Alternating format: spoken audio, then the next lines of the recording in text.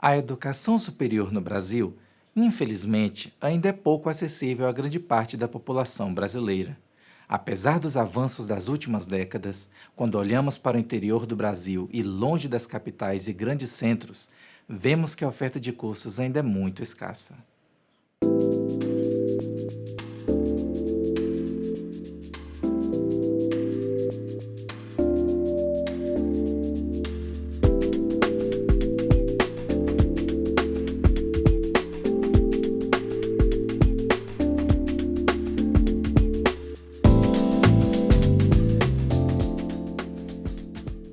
Olá, sejam muito bem-vindos. Estamos iniciando mais um episódio do Educação em Tela, uma produção do Programa de Pós-Graduação em Educação da Universidade Estadual do Sudoeste da Bahia, o PPG-UESB. No nosso episódio de hoje, vamos falar sobre a interiorização da educação superior no Brasil e, em especial, como ela ocorreu no estado da Bahia. O ensino superior no Brasil começa tardiamente. Diferente de outros países da América Espanhola, por exemplo, no Brasil, o nosso ensino superior só vai ter início no século XIX, especificamente em 1808, quando nós temos a chegada da família real portuguesa às nossas terras. Este é um momento marcante para a história e início da educação superior em nosso país. Neste momento, é criada na Bahia a primeira faculdade, ou chamada naquele momento de escola, de cirurgia e anatomia. Esta que vem a ser hoje a Faculdade de Medicina da Universidade Federal da Bahia. Antes disso, por razões de colonização, houve impedimento para que nesse país fosse ofertado o ensino superior. Para a gente conhecer, por exemplo, o Colégio Jesuíta, hoje localizado em Salvador, já teria condições de fazer a oferta de ensino superior desde o século XVI neste país. Mas Portugal sempre negava esta oferta. Embora nós tenhamos na nossa história este registro, a Bahia vai ser um dos estados brasileiros que demorará mais tempo para também ofertar o ensino superior em outras regiões. Então, o processo de interiorização do ensino superior em nosso estado, ele também é tardio.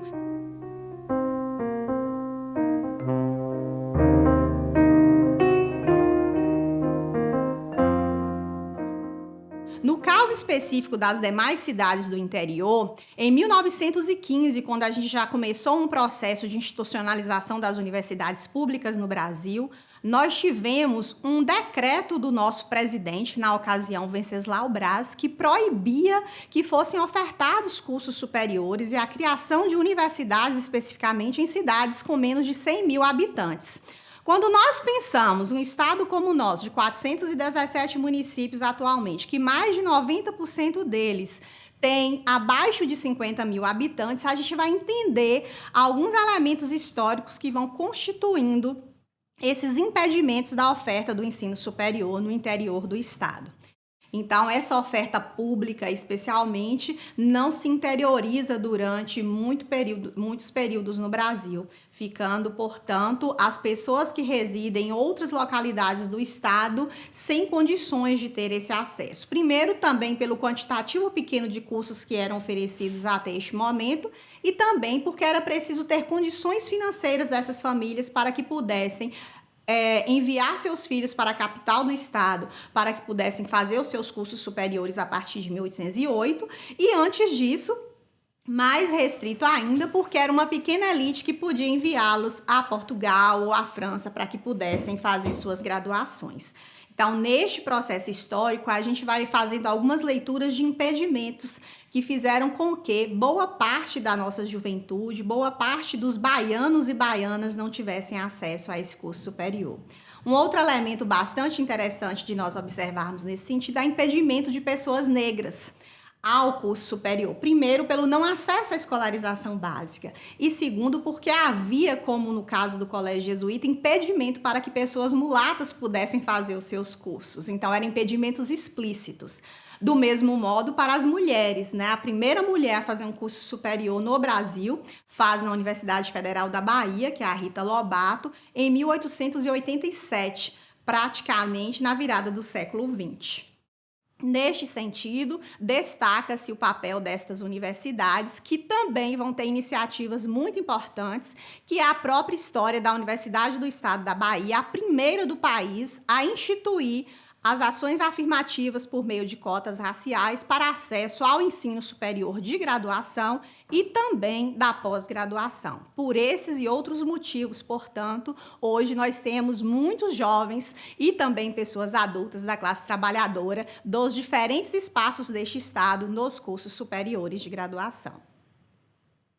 Vamos lembrar, instituições universitárias, como instituições de formação em nível superior, como instituições de pesquisa, o Brasil tem desde o século XIX, né? Desde a chegada de Dom João VI ao Brasil, em 1808, isso já foi acompanhado de criação de instituições desse tipo, né? Com Dom João VI em Salvador foi criada a Escola de Cirurgia da Bahia, que seria um dos embriões da futura Universidade Federal da Bahia.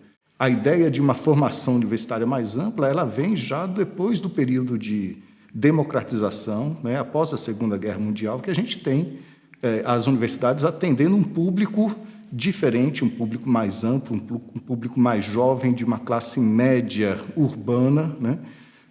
Isso vai ser a tônica ali dos anos 50, dos anos 60.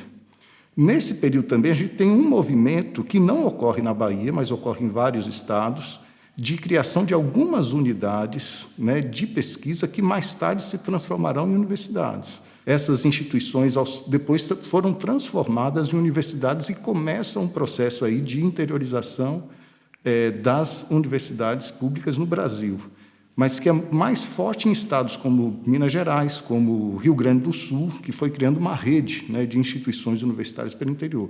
Na Bahia isso não ocorreu, a Bahia continuou com uma única universidade federal, a Universidade Federal da Bahia, tradicional, criada em 46, e aos poucos foi sendo criada uma rede pelo interior de instituições de ensino superior, mas que não tinham o perfil do que a gente chamaria de universidade.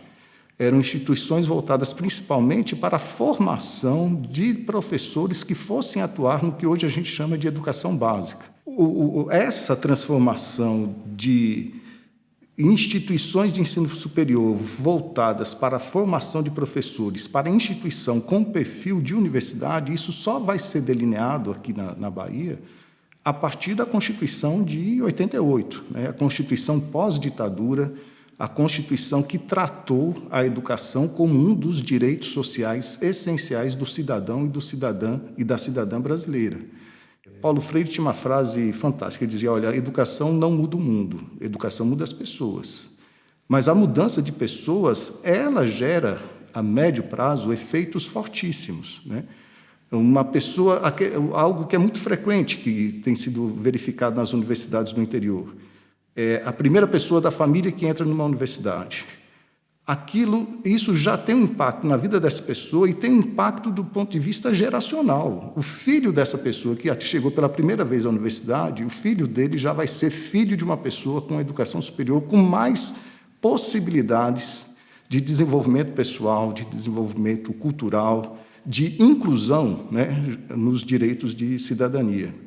A universidade ela tem um impacto também do ponto de vista regional, do ponto de vista das estruturas, né, econômicas, culturais e políticas muito forte. Por exemplo, quem faz pesquisa sobre o café em Vitória da Conquista é a universidade, né? A universidade que está em Vitória da Conquista.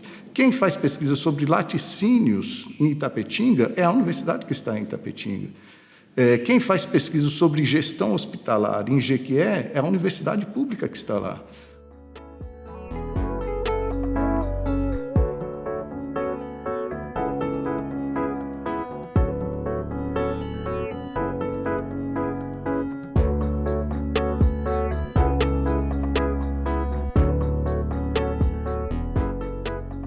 Então, isso é um dado inegável. Não existe projeto de desenvolvimento socioeconômico do ponto de vista da lógica do Estado, do ponto de vista da lógica da sociedade, que não passe pela emancipação das pessoas, pela dinamização do conhecimento e pela disseminação desse conhecimento pelas estruturas sociais. Então, nesse sentido, a história da interiorização do ensino superior da Bahia é uma história assim, de muitas etapas, de muitos saltos, de muitas transformações, mas é uma história extremamente rica, porque ela carrega um pouco a marca de uma bandeira social, que era a bandeira da educação como direito do cidadão e obrigação do Estado. Isso foi minimamente conquistado. Ela carrega a marca da diversidade, ela carrega a marca da inclusão, ela carrega a marca da emancipação e ela carrega essa marca, né, das potencialidades de desenvolvimento, das potencialidades de mudança e transformação.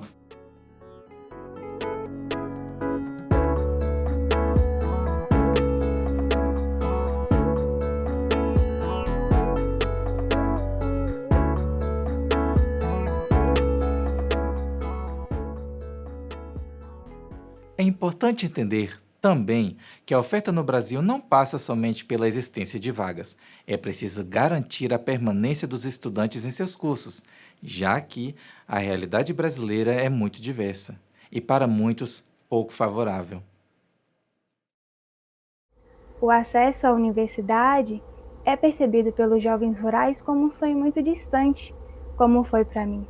Eu, quando terminei o ensino médio, não tinha perspectiva nenhuma de me inserir em uma universidade, porque para mim era uma coisa muito distante, muito difícil de ter esse acesso. Talvez eu não conseguiria me manter, permanecer.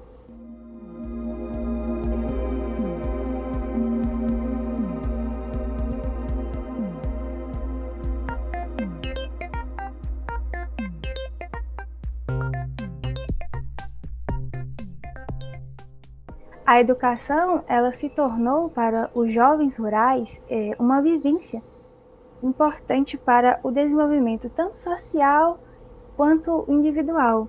E o acesso de jovens do meio rural à universidade pública é ainda um fenômeno muito recente, por questões culturais, econômicas, sociais e também políticas.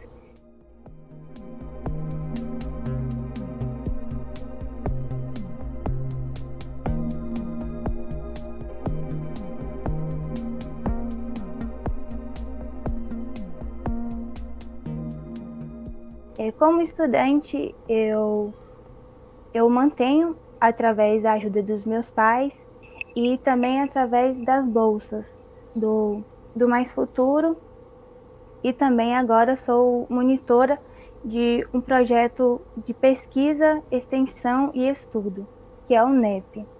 E é a partir dessas bolsas remuneradas que eu consigo me manter na universidade. Eu vivo dizendo para meus amigos, se não fossem as políticas de permanência, de fato, eu não conseguiria me manter na universidade, porque é um critério preponderante para a nossa permanência. Além do acesso, é o que mantém, o que possibilita a nossa permanência na universidade.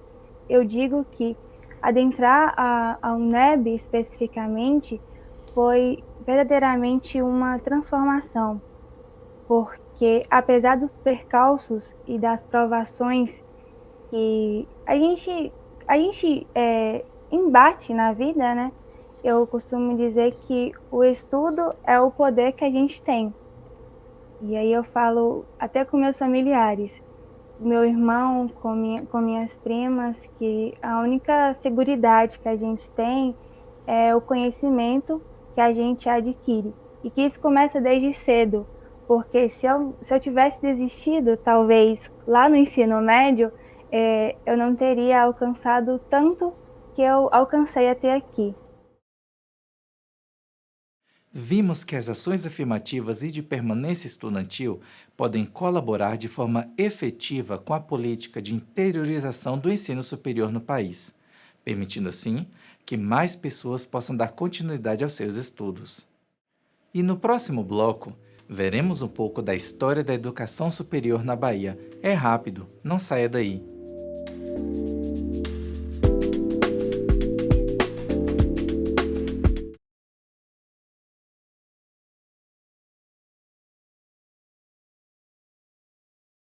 O estado da Bahia tem um percurso histórico próprio.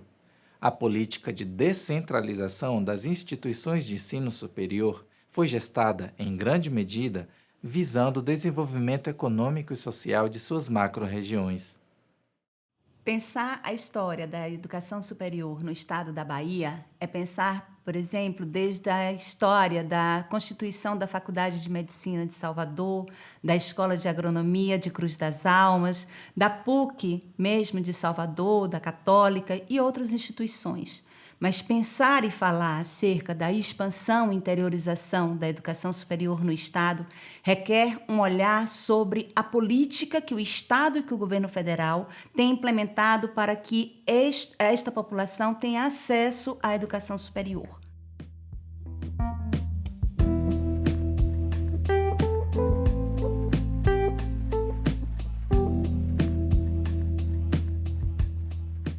A Bahia vai pensar um plano estadual de educação e cultura a partir da década de 60, final da década de 60, início da década de 1970, com um projeto que pensa numa descentralização econômica.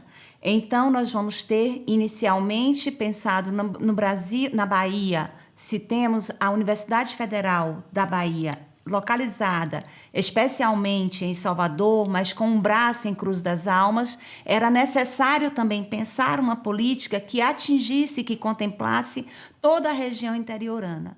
Na região metropolitana de Salvador, ficaram concentrados os cursos das engenharias, da medicina, do direito, geologia, que atendia a administração, que atendia diretamente ao projeto de desenvolvimento da época. Para o interior, foram pensados os cursos de licenciatura curta, a exemplo das Faculdades de Formação de Professores, a FFP, que tivemos também essa faculdade de professores em Jequié, em Jacobina, em Alagoinhas, Feira de Santana.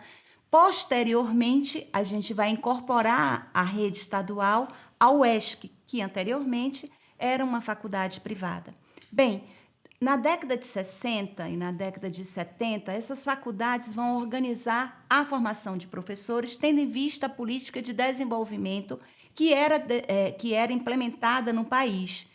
Como não tínhamos recursos nem estrutura para trazer outros cursos inicialmente, a Universidade Estadual do Sudoeste da Bahia iniciou a sua atuação na educação superior com os cursos de formação de professores, inicialmente de letras, posteriormente veio de estudos sociais, ciências exatas, mas a escola de agronomia, a escola de administração, a escola de zootecnia, a escola de enfermagem também em Feira de Santana. Na mesma forma e da mesma organização, muito próxima, a gente vai ter a constituição das outras UEBAs. Hoje, o Estado da Bahia é responsável pela manutenção, pelo financiamento e acompanhamento de 4 universidades estaduais, a UESC, a UESB, a UFES e a UNEB. Hoje temos aproximadamente no Estado da Bahia 500 mil alunos matriculados na graduação, quando tínhamos na década de 60 aproximadamente 3.500 alunos. Então é um incremento, mas ainda configuramos como um dos estados brasileiros com o menor índice de acesso e diplomação na educação superior, que faz com que cada vez mais busquemos políticas de investimento, tanto na graduação quanto na pós-graduação. Se a graduação tem um incremento especial a partir da década de 70 e com um crescimento acelerado a partir da década de 1990, a pós-graduação vai ter este incremento, vai ser esta participação, especialmente a partir da década dos anos 2000 e principalmente a partir de 2010. Então, nós vamos ter aí uma expansão dos cursos, né, da modalidade da pós-graduação estrito sensu, tanto no mestrado quanto no doutorado.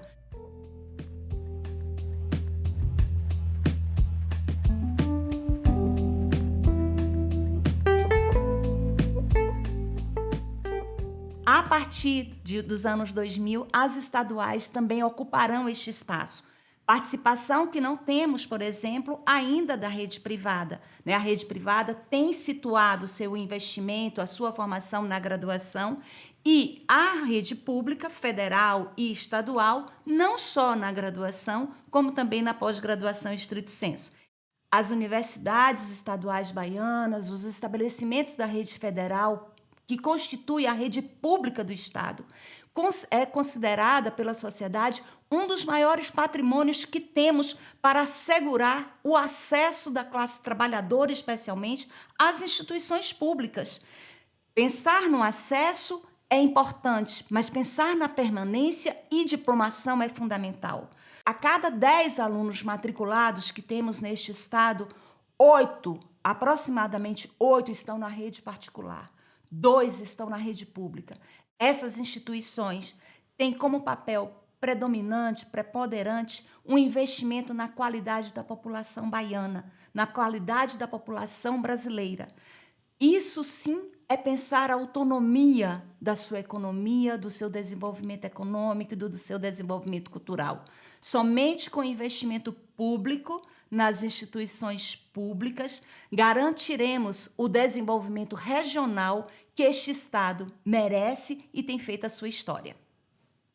Atualmente, a dificuldade de financiamento é um dos maiores desafios enfrentados pelas universidades, não só as multicamp, mas também as localizadas em grandes capitais, sejam elas federais ou estaduais.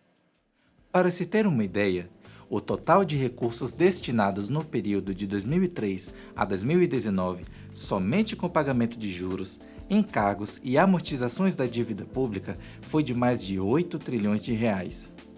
Isso representou 11 vezes mais do que os recursos destinados às universidades e 54 vezes mais que os recursos recebidos pela área de ciência e tecnologia. E a pós-graduação? Qual o significado? Qual a importância da interiorização desses cursos nesse ambiente?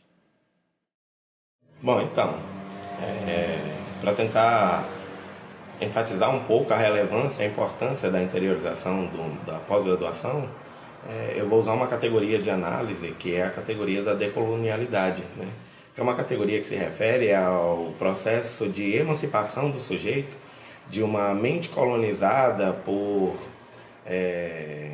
referenciais de identidade, cultura e até de ordenamento político e social construído por outros sujeitos, né? Por outras culturas, que não aquela do sujeito do lugar.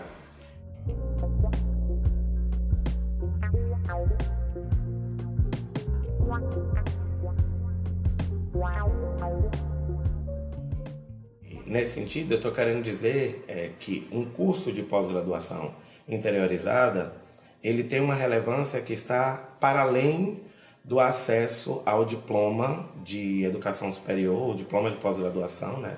O título de mestre ou o título de doutor, e alcança um efeito no processo de construção da autonomia acadêmica, né? Da autonomia científica, né? Da autonomia na produção de saberes e valorização de saberes. O que, a meu ver, tem grande impacto é que você oportuniza, você promove, você provoca a produção de uma ciência com uma identidade local. E com esse local, né, no sentido geopolítico e no sentido histórico, como referência de análise do mundo, referência de percepção da verdade global, universal. Então, muito para além de você oportunizar que sujeitos que são negados o acesso a essa formação no nível de pós-graduação por conta do distanciamento geográfico, oportuniza-se também a produção de uma ciência com essa identidade geopolítica, com essa identidade histórico-social. Então, quando você tem um curso de mestrado, de doutorado no interior, é oportunizado ao interior que pense o mundo a partir da realidade do interior, né? E que pense também essa relação do interior com o mundo, né? Eu percebo que, para além do acesso ao título de mestre e doutor, ao diploma de formação em nível de educação superior, a grande contribuição é a produção de uma ciência descolonizada, de uma ciência da decolonialidade, de uma ciência dialética, de uma ciência material, onde o sujeito, o corpo, a mente, a realidade do interior é a referência de análise para o universal. Para quem quiser conhecer um pouco mais sobre o tema, aprofundar os estudos sobre interiorização da educação superior no Brasil, visite o site do Programa de Pós-Graduação em Educação da UESB, www.uesb.br/ppg/ppged. Aqui vamos encerrando mais um episódio do Educação em Tela. Espero que este programa tenha sido de interesse e relevância para vocês. Eu fico por aqui e até o nosso próximo episódio.